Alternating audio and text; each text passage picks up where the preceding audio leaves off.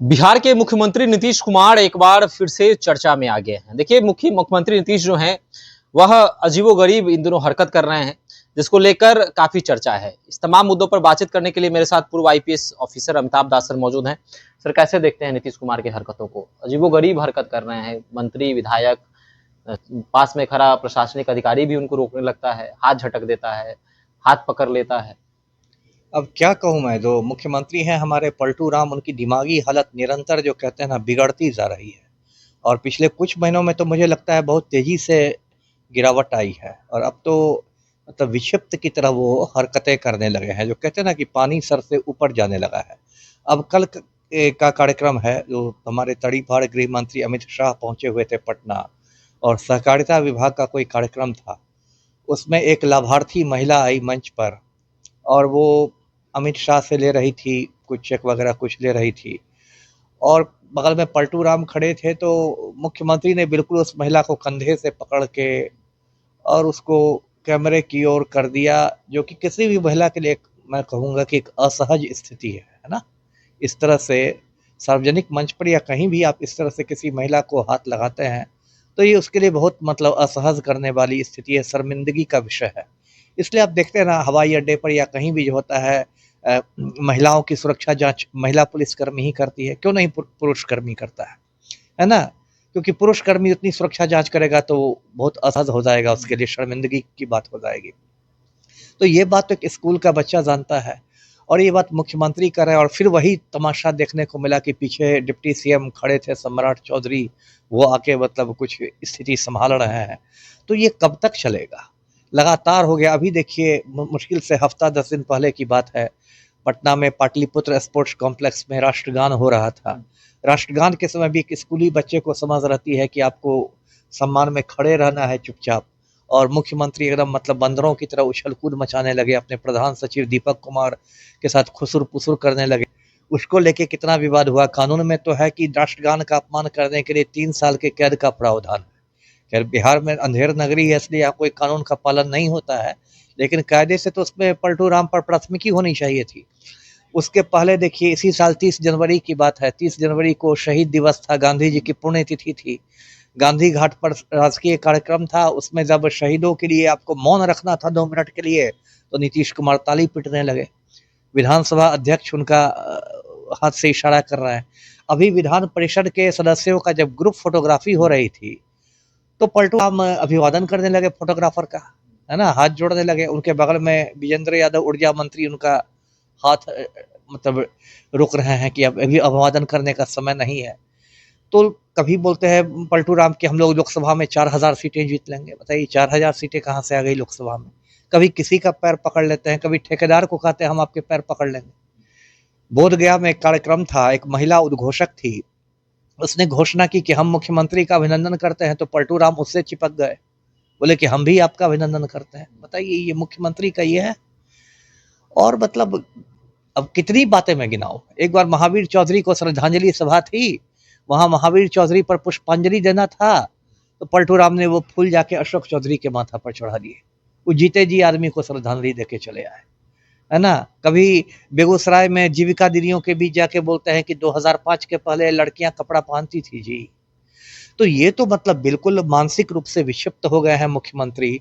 और देखिएगा, 2-3 मतलब उनके एकदम परछाई की तरह 2-3 मंत्री रहते हैं आपको, विजय चौधरी, अशोक चौधरी जैसे मंत्री। वही सवाल है सर कि जो किचन कैबिनेट के जो मंत्री हैं, वो वो इनको बोलने से भी मना करते हैं। एक वीडियो खूब अधिक वायरल हो रहा है। उनको डर है कि 9 बार रोका है विजय चौधरी ने। बिल्कुल, क्योंकि उनको डर है कि जब भी पलटू राम मुंह खोलेंगे या कोई हरकत करेंगे तो विवाद हो जाएगा।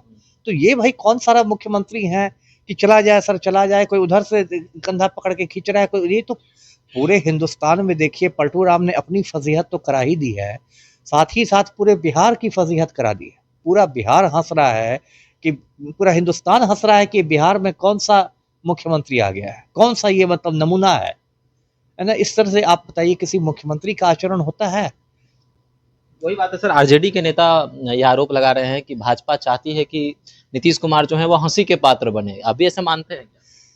देखिए, अगर ये भाजपा चाहती है तो ये भी उसकी मूर्खता है, क्योंकि दोनों तो एनडीए के ही हैं। भाजपा भी तो उस गठबंधन में शामिल है। यदि नीतीश कुमार हंसी के पात्र बनेंगे तो क्या भाजपा हंसी की पात्र नहीं बनेगी कि आप वैसे आदमी का समर्थन कर रहे हैं और आपके दोनों उप मुख्यमंत्री उसकी चाकरी में लगे हुए हैं। यदि मान लीजिए दुल्हा बदनाम हो गया तो क्या पूरी बाराती पर छींटे नहीं पड़ेंगे? तो ये तो मतलब अगर सच में भाजपा ऐसा सोच रही है, क्योंकि नीतीश कुमार के चक्कर में तो पूरे एनडीए की बदनामी हो रही है और जो नवंबर में चुनाव होंगे उससे पूरे एनडीए को नुकसान होगा, क्योंकि लोग समझेंगे कि एनडीए की सरकार बनेगी तो फिर नीतीश कुमार ही मुख्यमंत्री बनेंगे। सीएम का फेस तो एनडीए का यही ना है, मुख्यमंत्री का चेहरा, तो इससे भाजपा को क्या फायदा होगा? तो लेकिन जो भी हो गया है बहुत मतलब ये चिंता का विषय हो गया है। जी, नीतीश कुमार को जो चाहने वाले हैं लोग हैं, जो जेडीयू के नेता हैं, वो कह रहे हैं कि कल की जो भी तस्वीर सामने आई उसमें ये भी बचाव करते हुए नजर आ रहे हैं और कह रहे हैं कि नीतीश कुमार तो महिला को सही फोटो खिंचवाने का ढंग बता रहे थे या फिर मीडिया का अभिवादन कर रहे थे।